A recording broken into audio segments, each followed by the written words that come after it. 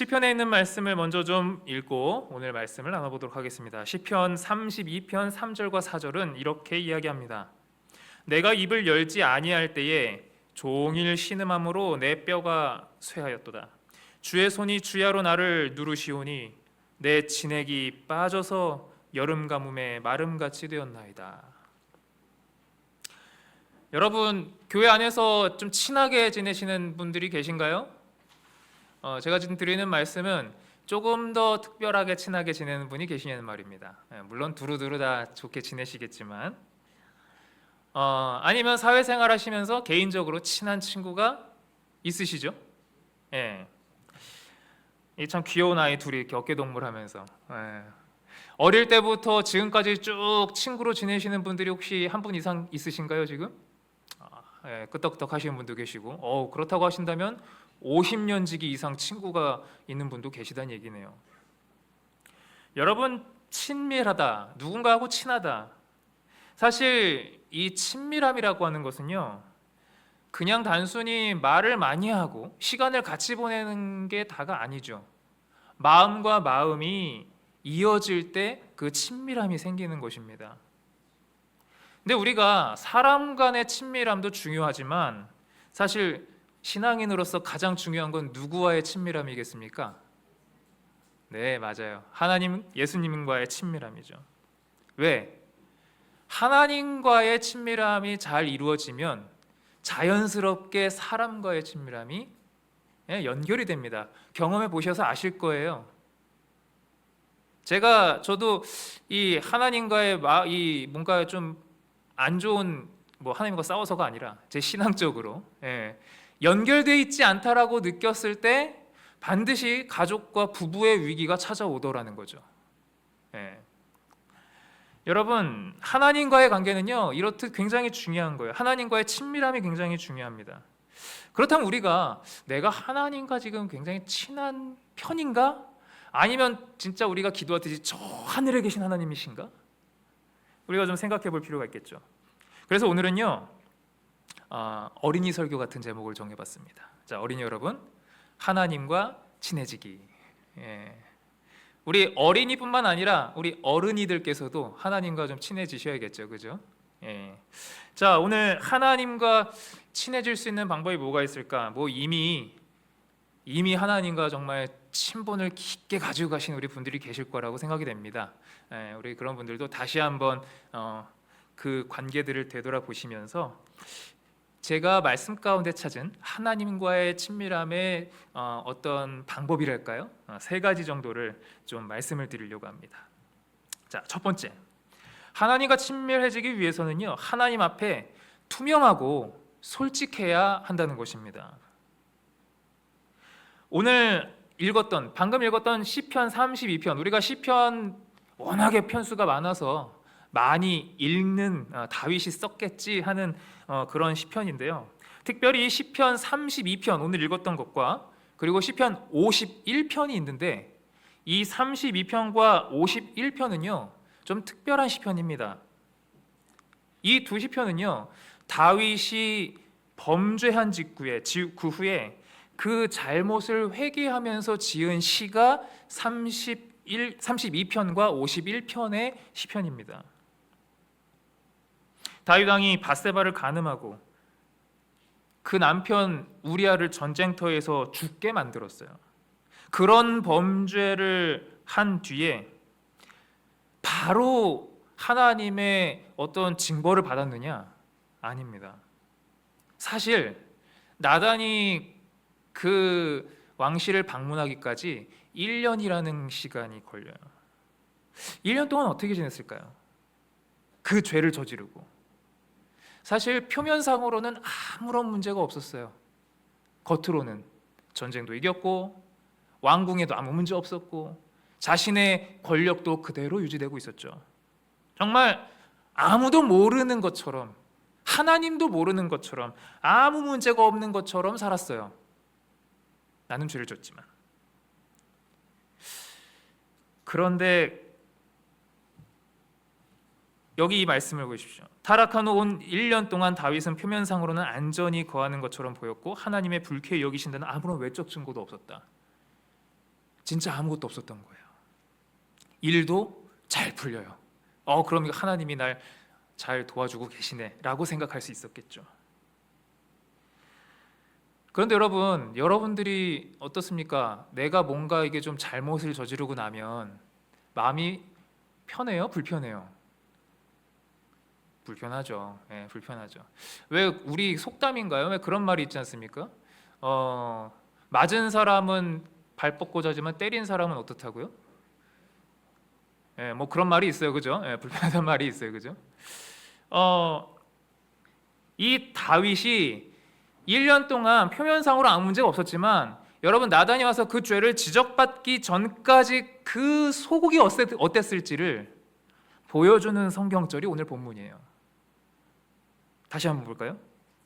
내가 입을 열지 아니할 때에 그 1년 동안 종일 신음함으로 내 뼈가 쇠하였도다. 그때 공감이 가십니까? 주의 손이 주야로 나를 누르시오니 내 진액이 빠져서 꽉 눌러서 여름 가뭄에 마름같이 되었나이다. 여러분 손에 포도알갱이가 있다고 생각해 보세요. 그걸 손으로 꽉 눌러요. 그럼 국물이 쭉 빠지겠죠? 그 뭐만 남겠어요? 거적대기만 남겠죠. 다윗이 그런 상태였다는 거예요. 그가 하나님 앞에 죄를 숨기고 있었어요. 솔직하게 나아가지 못했어요. 그렇게 1년을 보냈습니다. 그랬을 때 그가 어땠다고요? 뼈가 쇠하는 것 같았다 고백하는 거예요. 하나님의 손에 짓눌려, 사실 하나님이 그렇게 짓누른 게 아니에요. 자기가 스스로 죄책감에 헤어나오지 못하고 있었던 거죠. 죄책감에 빠져서 그 생명이 다 빠져나가는 것처럼 느꼈다는 거예요. 이 표현이 얼마나 공감이 가는지 몰라요. 고백되지 않는 죄가 내 마음 가운데 있을 때 그 죄책감이 나를 얼마나 짓누르는지 경험해봐서 아시잖아요. 여러분, 우리의 모든 관계에서 하나님과의 관계도 그렇고 사람과의 관계에서도 그렇고 친밀함의 정도는 얼마나 투명하냐, 얼마나 솔직하냐에 달려있다는 것입니다. 하나님이 우리에게 완벽함을 기대하시진 않아요. 하나님처럼 어떤 그런 모습을 기대하진 않으시지만 하나님은 분명히 우리에게 투명함과 솔직함을 기대하고 계신다는 거예요. 그 죄를 가지고 나오라는 겁니다. 하나님은 그것만 기대하시는 거예요. 우리 여집사님들께서 혹시 이 책에 관심이 있으실지 모르겠습니다. 남자는 무슨 생각을 하며 사는가? 되게 공감하시는 표정이시네. 예. 한 글자가 바뀌면은 더 확실하겠죠. 남편은 무슨 생각을 하며 사는가? 네, 저도 이 제목을 보고 야 이거 무슨 생각으로 이 책을 썼을까? 근데 사실 제가 책을 보진 않았습니다. 솔직히 말씀을 드리자면, 예, 남자는 무슨 생각을 하며 사는가라는 이 책을 지은 저자가 뭐 부부에 대한 얘기를 하는 게 아니고요. 자신이 아들의 입장으로 아버지에게 쓰는 어떤 내용의 글이 있어요. 세상의 모든 아들들을 대변해서 자신의 아버지에게 쓰는 글이에요. 이렇게 적혀 있습니다. 오 나의 아버지, 왜 제 앞에서 속마음을 열어 보이지 않았습니까? 사람이 약할 수도 있다는 것을 배워야 할 저에게 아버지는 왜 강한 면만 보이셨습니까? 왜 한 번도 말씀해 주시지 않았습니까? 아버지도 밤늦게 운 적이 있다는 것을, 아버지도 친밀한 우정을 간절히 원했다는 것을, 아버지도 두려울 때가 있었다는 것을, 아버지도 욕정에 사로잡힐 때가 있었다는 것을, 아버지도 간혹 하나님을 의심했다는 것을, 아버지도 실패하면 어쩌나 고민했다는 것을, 아버지도 답을 모르는 문제가 있었다는 것을, 아버지도 의무의 덫에서 벗어나 멋대로 살고 싶을 때가 있었다는 것을. 어때요? 이 아들이 아버지의 입장에서 돼보니까 그 자신의 아버지의 인간적인 면을 보기 시작한 거죠. 예, 저도 그렇지만 이 한국의 아버지들이 특별히 그런 점이 더 큰 것 같아요. 자녀 앞에서 자신의 나약한 면을 보여주기 싫어하는 모습. 그 속이 어떻든 간에 겉으로는 아주 강직하고 강한 모습만 보여주고 싶은 그 마음. 그런데 자신이 강한 존재가 아니라는 사실을 누구보다 아버지들이 잘 알고 있습니다. 예, 그래요. 우리 육신의 아버지들 다 있으시겠지만, 그리고 이미 아버지가 되신 지금 대부분의 분들이시지만, 아버지도 두려워해요. 따뜻한 말이 그리운 사람이라는 걸 잘 드러내지 않습니다. 예, 그러기를 싫어하죠. 정확히 말하면 우리가 많은 인간관계에서 그렇습니다. 사람들은 할 수만 있으면, 우리 교회 안에서도 당연히 그렇겠죠. 남에게 좋은 모습만 보이려고 합니다. 자신이 얼마나 약한지, 내가 얼마나 힘든지, 얼마나 내가 두려운지 이런 거 잘 드러내지 않습니다. 그러다 보니까 사실 많은 관계가 굉장히 좀 거리감이 있고 가까워지기가 어려운 거예요. 근데 여러분, 이것이 하나님 앞에서도 마찬가지라는 것입니다. 많은 그리스도인들이 하나님 앞에서 투명해지지 않고 솔직해지지 않고 있다는 것입니다. 이것이 어쩌면 우리와 하나님의 관계가 피상적인 관계, 친밀한 관계가 되지 않는 이유인 것이죠. 여러분, 다윗이 죄를 지적받은 이후에 하나님 앞에 솔직하게 투명하게 자신의 죄를 다 털어놨어요. 다 아시는 것처럼 다윗의 회개는 성실하고 깊은 회개였다. 자기의 죄악을 변명하려고 노력하지 않았다는 거죠. 아마 여기 앉아 계신 우리 성도님들께서는 이 진리에 대해서는 다 이해하고 동의하실 거예요. 사람은 다 연약한 존재다라는 거, 그죠? 사람은 다 연약한 존재다. 다 동의합니다. 그런데 여기에 우리의 어쩜 맹점이 한 가지가 있어요. 사람은 다 그런 거야 라고 하지만 나 자신은 연약하다라고 하는 부분에 있어서는 잘 인정하기 싫어해요. 사람은 다 그렇지만 나는 아닐 수 있어, 이런 생각이 있는 거죠. 그 대표적으로 그런 생각의 결과가 뭐냐면 변명이라는 게 나오는 거예요. 변명. 잘못이 드러날 때 사람들은 일부 혹은 전부를 변명합니다. 잘못을 인정하면 내가 연약한 사람이 되는 거예요. 내가 작은 사람이라는 것을 시인하게 되는 거예요. 그래서 모든 변명하는 마음이 결국은 자아를 사랑하는 마음에서 나온다는 거예요. 다윗은 자신을 변명하려고 하지 않았습니다. 여기에 다윗의 위대함이 있는 거죠. 사실 우리는 다윗만큼 나쁜 죄를 저지르고 살지 않아요. 어떤 면에서는요. 하지만 그럼에도 불구하고 우리가 다윗을 더 위대하게 보는 것은 바로 이것입니다. 자신의 죄를 변명하려고 애쓰지 않았다는 거예요. 하나님 앞에 자신의 모든 것을 솔직하게 털어놨다는 거죠. 솔직해야 되는 것입니다. 우리 남집사님들, 장로님들 화장실 가시면 이거 보시죠. 남자가 흘리지 말아야 할 것은 눈물만이 아닙니다. 되게 오래된 문구인데 요즘 화장실에도 이게 있는지 모르겠습니다만, 남자도 눈물을 흘려야 됩니다. 흘리지 말아야 될 게 눈물? 아닙니다. 남자도 눈물 좀 흘려야 됩니다. 슬프고 답답할 때 힘들다고 감정 표현해야 돼요. 저도 저희 아버지의 영향을 받아서 약간 좀 표현 안 하시는 아버지의 영향을 받아서 저희 집에서 표현을 잘 안 하려고 하다 보니까 나중에 제가 좀 속이 답답해지더라고요. 그래서 좀 표현하려고 노력하고 있어요. 감정 표현을 해야 돼요. 남자라고 무뚝뚝하게 사는 게 아니더라고요. 감정을 표현해야 됩니다. 모든 사람이 죄뿐만 아니라 희노애락의 그 감정을 솔직하게 하나님 앞에 모든 것들을 표현할 수 있어야 돼요. 그래야 그 관계가 친밀해질 수 있는 것입니다.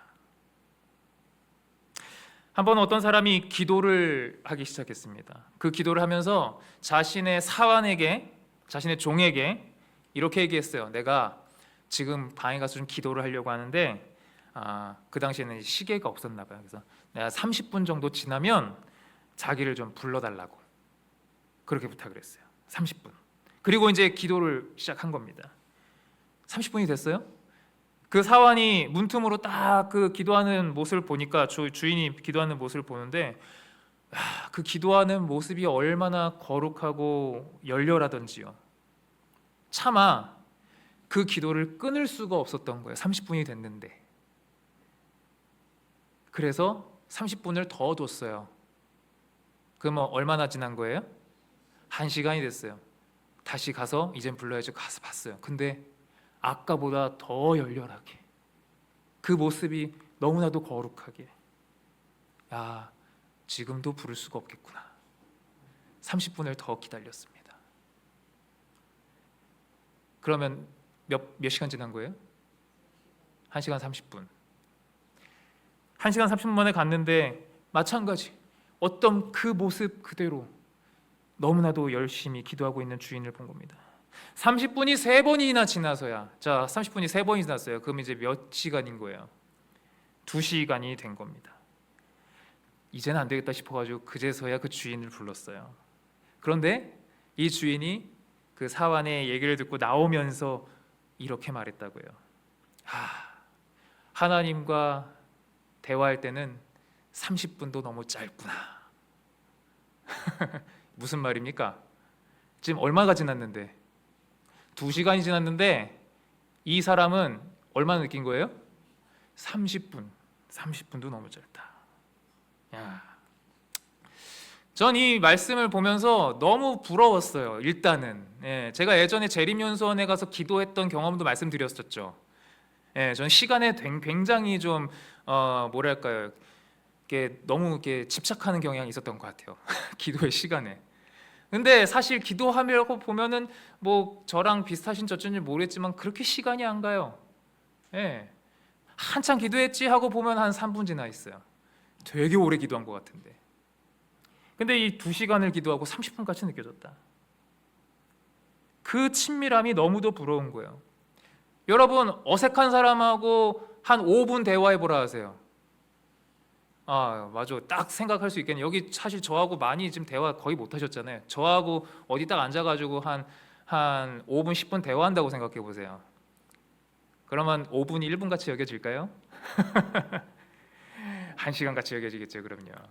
근데 여러분들이 소그룹 자주 하고 같이 교회 생활 오래 했던 집사님이나 혹은 장로님이나 서로 대화해 본다고 생각하세요.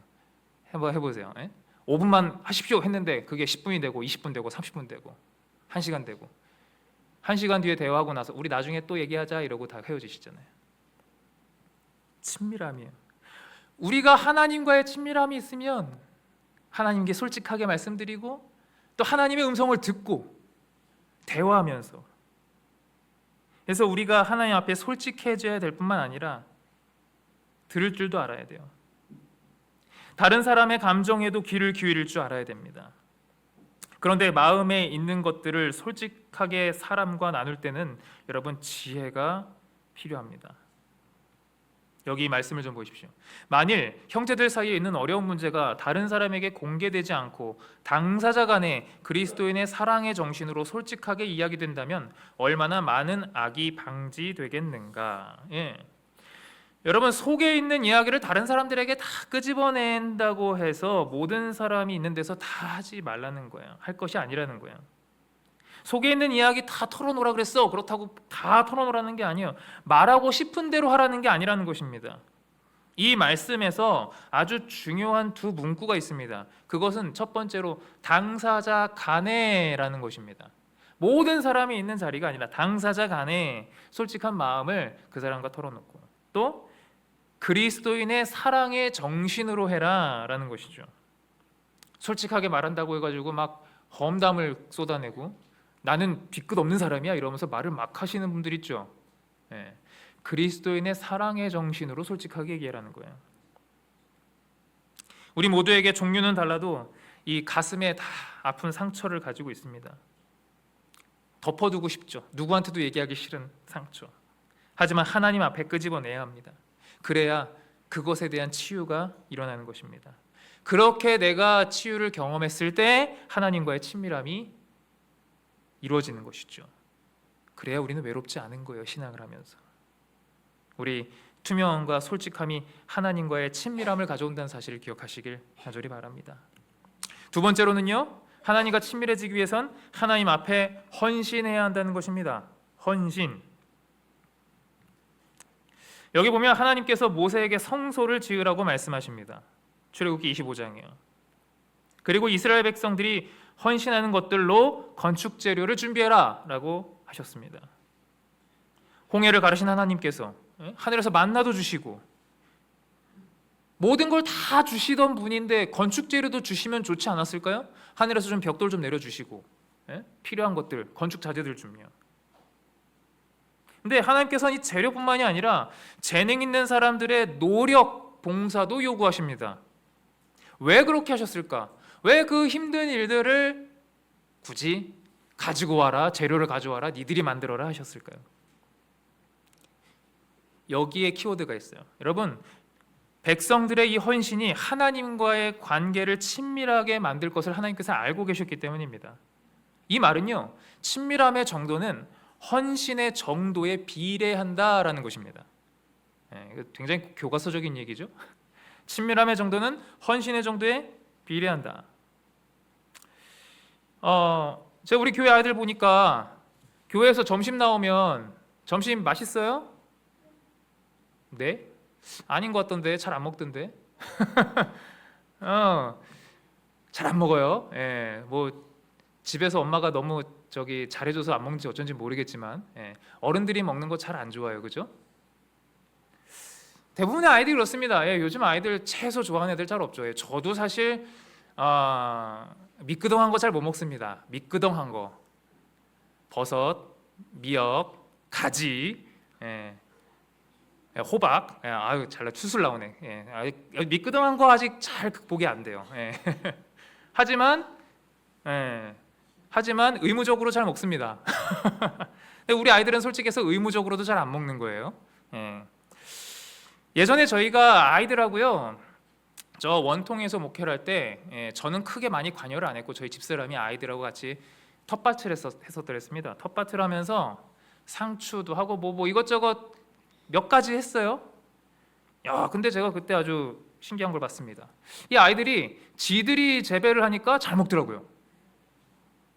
얘네들한테 가지를 한번 시켜보세요. 가지가 아까워서라도 먹을 거예요. 저는 제가 키워본 적이 없어가지고. 근데 그럴 것 같아. 내가 애써가지고 한 거는 맛이 어떻든 간에 일단 입에는 넣어볼 거 아닙니까? 그죠? 그냥 버리긴 아까우니까. 잘 먹는 걸 제가 봤어요. 지들이 노력한 거니까. 예전에 한번 제가 작은 장난감을 몇 번을 사줬죠. 사실 아이들한테 장난감 많이 사줬는데 뭐 사주면은 일주일, 길게는 한 달도 놀긴 했지만 결국은 금방금방 버리더라고요. 그런데 한 번은 지들 돈을 들여가지고 장난감을 사게 했더니 그거는 꽤 오래 가지고 놀더랍니다. 여러분, 사람이 그래요. 자기 돈이 들어가고 내 시간이 들어가고 내 노력이 들어가면 무엇이든지 애착이 생겨요. 애착이 생깁니다. 이것이 하나님이 우리에게 헌신을 요구하시는 이유인 것입니다.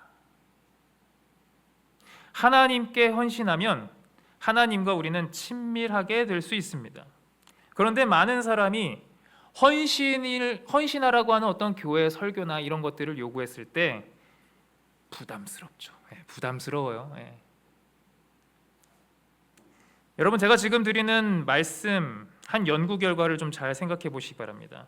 로버트 핑크라고 한 신학자가 교회가 성장하지 못하는 원인에 대한 연구를 하고 그 결과를 발표했다고 합니다.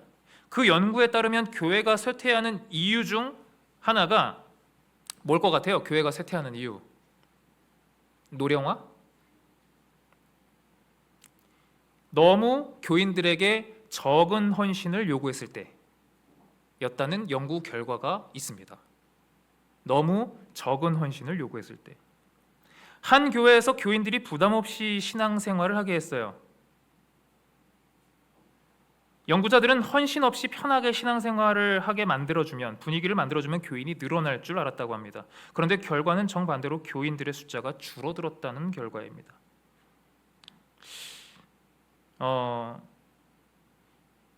교회가 여러분들에게 헌신을 요구한다면 그것은 적어도 이 말씀 가운데서 우리가 볼 수 있는 것은 그것은 우리를 위한 헌신입니다.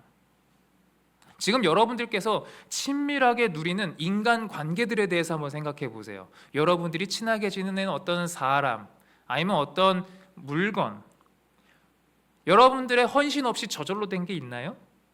하다못해 거기에 시간을 투자하셨을 겁니다. 나의 시간이, 나의 열정이, 때로는 내 돈이, 내 애정이 거기에 투자가 됐었기에 그렇게 된 것이죠. 여러분과 하나님과의 관계는 어떻습니까? 우리가 하나님께 대한 헌신을 생각할 때 꼭 기억해야 할 말씀이 바로 여기 있습니다. 하나님께 자신을 바치는 것은 희생이 요구될 것이다. 그러나 그것은 더욱 고상한 것을 위하여 저속한 것을, 신령한 것을 위하여 세속적인 것을, 영원한 것을 위하여 사라져 없어질 것을 버리는 희생이다 라고 하는 말씀이에요. 자, 여기 보면 이 말씀이 신앙은 바꾸는 거예요. 우리의 신앙은 결국 교환하는 겁니다. 바꾸는 거예요. 낮은 것을 높은 것으로 바꾸는 거예요. 여기 보면 제가 높은 걸 노란색으로, 좀 낮은 것을 빨간색으로 표현했어요. 세상의 저속한 것들을 고상한 거랑 바꾸는 거예요. 세속적인 것을 신령한 것이랑 바꾸는 거고요. 사라져 없어질 것들을 영원한 것으로 교환하는 겁니다. 이렇게 하나하나 바꾸어가는 게 우리의 신앙이라는 거예요. 여러분, 헌신을 이렇게 기억하시면 좋을 것 같습니다. 하나님과의 친밀해지기 위한 수단이라는 것입니다. 그렇게 바꿔가 보는 것입니다. 자, 마지막 세 번째입니다. 하나님과 친밀해지기 위해서는 하나님이 소중히 여기시는 것을 소중히 여겨야 한다는 것입니다. 제가 예전에 요새는 고지서를 거의 안 받아봐서요. 예전에 보면은 이렇게 고지서 보면 뒤에 이런 거 나오죠. 이게 뭐죠? 실종된 아이들 찾는다는 내용들이 고지서 뒤에 항상 인쇄돼서 나왔어요. 요즘도 아마 그런지 모르겠는데 요새는 고지서를 못 봐서. 거기 보면은 잃어버린 지 거의 15년, 20년 됐어. 항상 보면요. 근데도 계속 찾고 있는 거죠. 여러분 혹시 저 청량리 사거리 지나다 보면 혹시 이런 현수막 보신 적 있습니까? 실종된 송혜희 좀 찾아주세요. 이거 현수막 보신 적 있으세요? 저도 자주 많이 봤어요. 청량리뿐만 아니라 다른 지방에 갔을 때도 본 적이 있어요. 아마 이 사연을 아시는 분들 대부분 아실 겁니다. 이 아버지가 고2 딸을 그만 평택 어느 지역에서 잃어버렸어요. 고2에. 그때가 99년도. 하교하는 밤 10시 하교하던 아이가 사라져 버렸어요. 버스 정류장에서 내리고 사라져 버렸어요. 집에 오지 않은 거죠. 이 아버지인데요. 이 아버지가 그 딸을 찾겠다고 20년이 넘도록 전국의 현수막과 팜플렛을 돌렸어요. 아주 유명한 분이에요. 굉장히 오랫동안 딸 찾겠다고 했거든요. 그런데 제가 말씀 준비하다가 깜짝 놀랐어요. 이분이 작년 24년도에 교통사고로 돌아가셨대요. 결국은 딸을 찾지 못했죠. 몇 년 동안 찾았는데 25년을 찾았어요. 99년도부터. 참 마음이 아프더라고요, 개인적으로. 여러분 25년 동안 잊을만도 한데, 그쵸? 25년이 지나면 잊을 것도 같은데 큰 딸도 있답니다. 큰 딸도 있어요. 이게 둘째 딸이에요. 근데 그 아이가 잊혀지지 않는 거예요. 그 엄마는 진작에 우울증으로 자살을 해서 돌아가시고, 그 마음이 어땠을까 가늠해 볼 수 없어요. 실종 아동을 찾는 그 부모의 마음. 근데 여러분, 이 가슴 아픈 이야기를 뒤로 하고 사도 바울이 말이죠, 가장 소중하게 여긴 일이 있다면 그게 뭐였을까? 바로 잃은 자들을 찾는 일이었습니다. 잃은 죄인들을 찾는 것이 바로 이 바울이 하는 가장 열심히 한 일이었어요. 그렇게 해서 그리스도께 드리는 것이 이 사도 바울이 가장 열심히 한 일이었죠. 잃은 자를 찾는 것.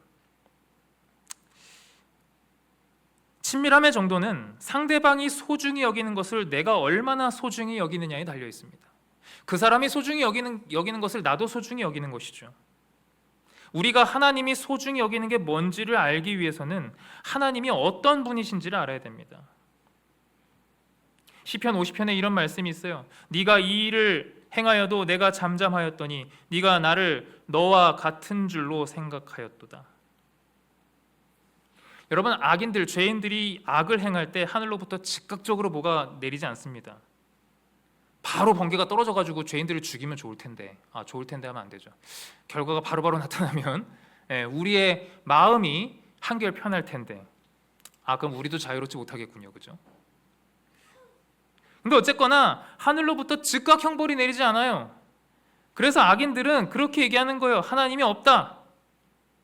아니면 하나님을 사람 수준의 어떤 한계를 가지고 있는 분으로 생각하는 것입니다.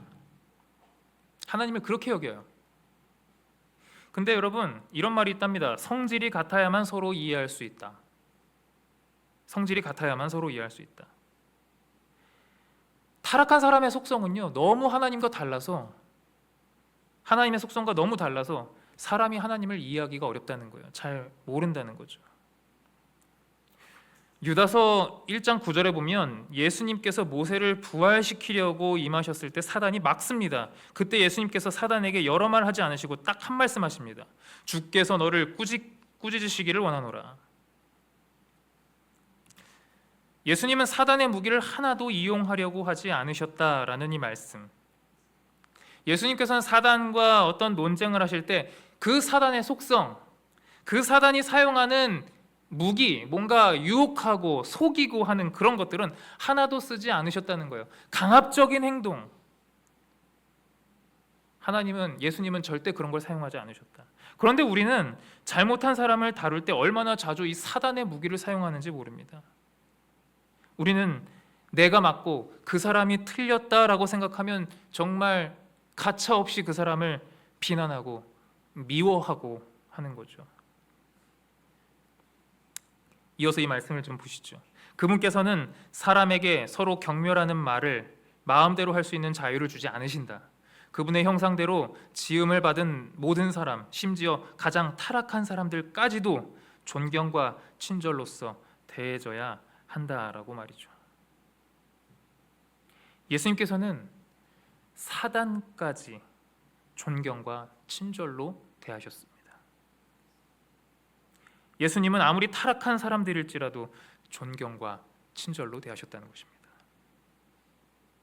여러분이 혹시 타락한 삶을 가지고 있을지라도 우리 예수님께서는 저와 여러분들을 존경과 친절로 여전히 대하신다는 것을 잊지 마시기 바랍니다.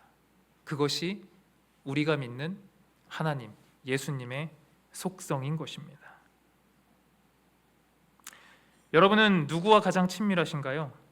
지난 한 주 동안 누구랑 가장 친하게 지내셨습니까? 여러분이 이 안식일 누구와 가장 친밀하게 마음을 나누기를 원하시나요?